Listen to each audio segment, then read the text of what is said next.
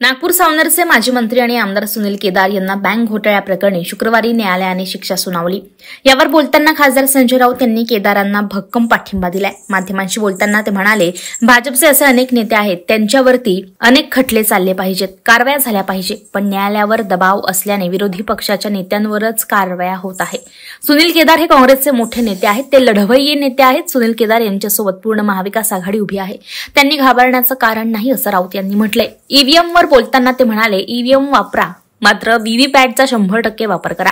Ballot पेपरवर निवडणूक घेऊन दाखवा, तेव्हाच अस्सल शक्ती कळेल असं आवाहन राऊत यांनी केलं।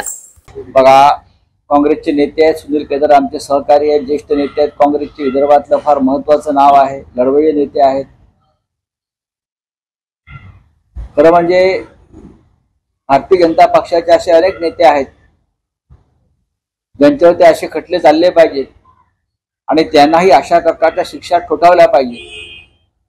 पण सध्या न्यायालयांवरती ज्या प्रकारचा दबाव आहे त्याच्यामुळे विरोधी पक्षातल्या लोकांना समन्स येतील, विरोधी पक्षातल्या लोकांनाच अटका होतील आणि विरोधी पक्षातल्या लोकांच्या खासदारक्या रद्द होतील। त्याच्यामुळे सुनील केदार यांना 5 वर्षाची शिक्षा ठोठावली आणि त्यांच्या आमदारकीवरती तलवार लटकवली याचं मला आश्चर्य वाटत नाही। पण सुनील केदार हे लढवय्ये नेते आहेत। संपूर्ण महाविकास आघाडी, खास करून शिवसेना, ही सुनील केदार यांच्या बरोबरीनं ठामपणे लढत राहील। आम्ही त्यांच्या पाठीशी आहोत।